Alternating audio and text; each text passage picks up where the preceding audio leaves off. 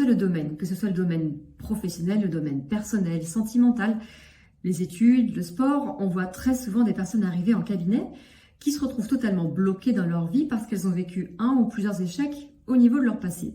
C'est un peu logique. Si par le passé, j'ai eu certaines pensées, elles vont m'amener à avoir certaines actions qui peuvent mener effectivement vers un échec.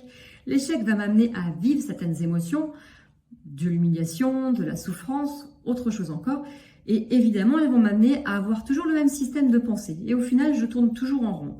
Alors moi, je suis dans mon présent. Est-ce que j'ai envie que mon passé se retrouve encore une fois de plus projeté au niveau de mon futur? Pas forcément. Alors je préfère rester bloquée à ne rien faire. Il va falloir apprendre pour pouvoir avancer. Il va falloir justement changer son système de pensée et puis apprendre de l'échec. C'est-à-dire apprendre à se relever, apprendre l'humilité aussi, le fait de se tromper, ça prend une forme d'humilité.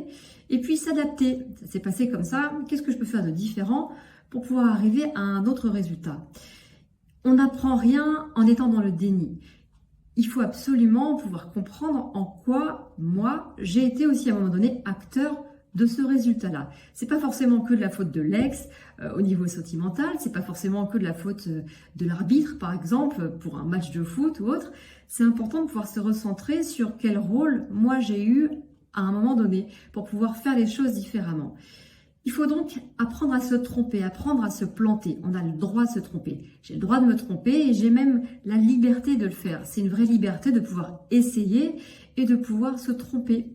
Et puis pouvoir surtout recommencer en s'adaptant. En revanche, si on voit que les émotions, elles sont vraiment trop bloquantes, n'hésitez pas par exemple à laisser des commentaires juste en dessous pour qu'on puisse en discuter. Et puis il y a aussi le stage Confiance illimitée qu'on fait régulièrement et qui traite amplement de ce sujet-là. En tout cas, si vous avez des questions, n'hésitez pas. À bientôt.